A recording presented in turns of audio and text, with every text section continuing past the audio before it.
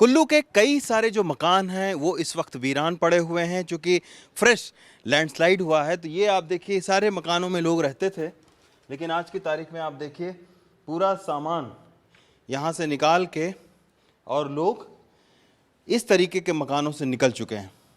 वो इसलिए निकल गए हैं क्योंकि लगातार लैंडस्लाइड हो रही है कुल्लू में और कभी भी कोई बड़ा ख़तरा इन जगहों पर हो सकता है। यही वजह है कि दर्जनों इस तरीके के जो मकान हैं वो खाली हो गए हैं।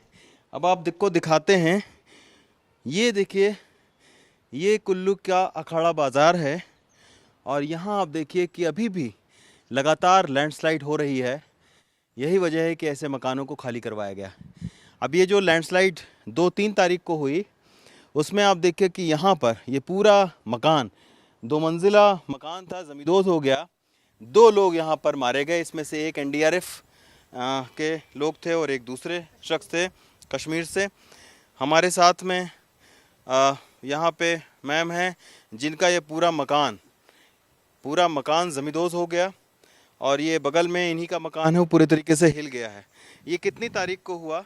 ये 2 तारीख को हुआ और कोई 11 साढ़े 11-12 के बीच में हुआ सर। अच्छा। तो मैं जागी हुई थी रात को? हाँ जी। मैं फ़ोन चला रही थी। हाँ।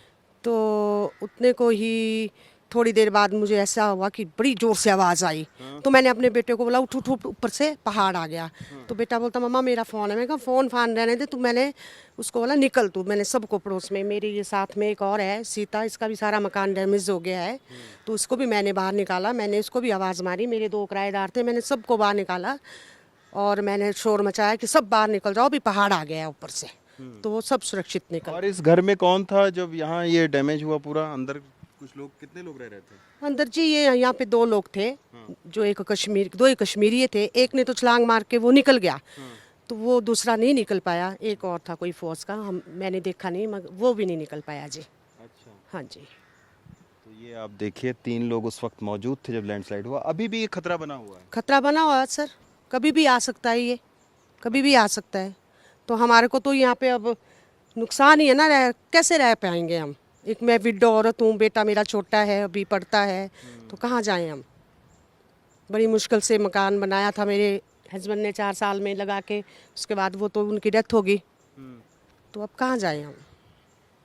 पूरा 4 साल पूरे जमा पूंजी लगा दिया हाँ, था इस मकान 4 साल में बना है सर मेरा ये मकान। अच्छा। 13 में शुरू किया था तो 17 में बना था, तो वो पैरालाइज हो गए, फिर उसके बाद वो चले गए।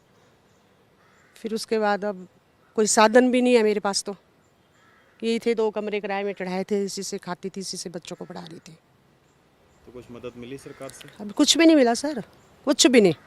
अच्छा। कुछ भी नहीं मिला।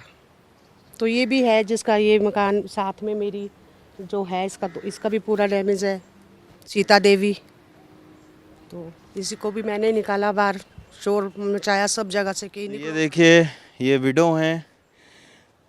मकान था जो पूरी अपने हस्बैंड की जमा पूंजी इस मकान में लगी थी, किराए पर उठाकर अपना भरण पोषण करती थी, लेकिन एक लैंडस्लाइड ने पूरी ज़िंदगी को ख़त्म कर दिया।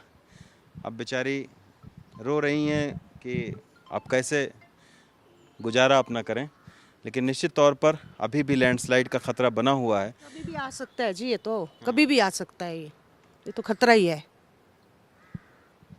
तो ये कुल्लू के हालात हैं। त्रासदी चारों तरफ बिखरी हुई है और दर्जनों मकानों को खाली करवाया गया है।